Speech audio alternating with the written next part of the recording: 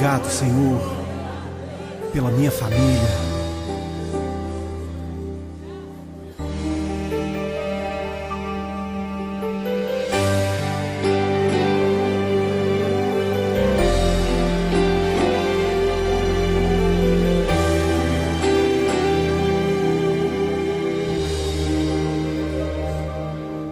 Te agradeço pela minha família e por tua presença no meu lar. Te agradeço pelo pão de cada dia que o Senhor nunca deixou faltar. Te agradeço pela nossa harmonia. Só em Ti, Senhor, podemos confiar. Já te agradeço pelas Tuas maravilhas e os milagres que ainda há de operar. A minha família é bênção do Senhor. Me ensina a tratar minha família com amor.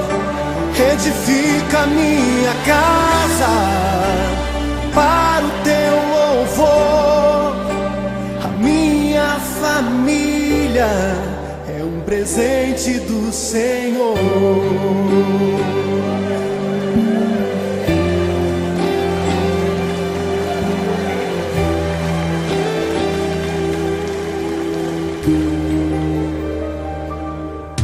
Te agradeço pela minha família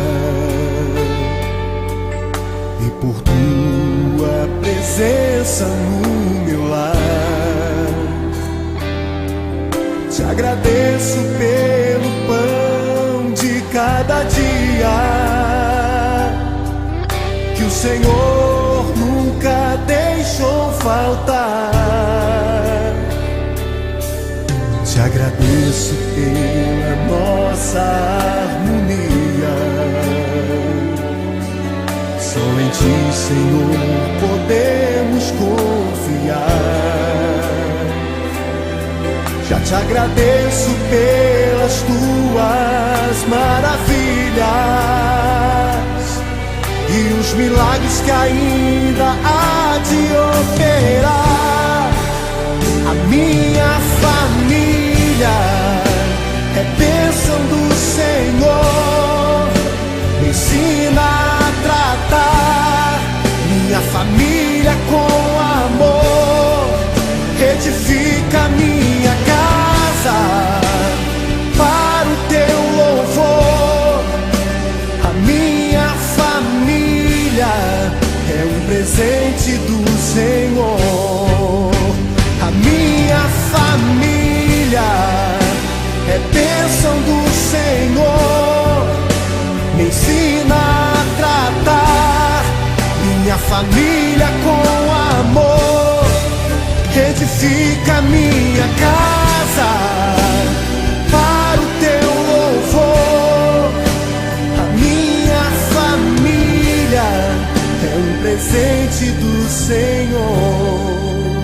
A minha família é bênção do Senhor.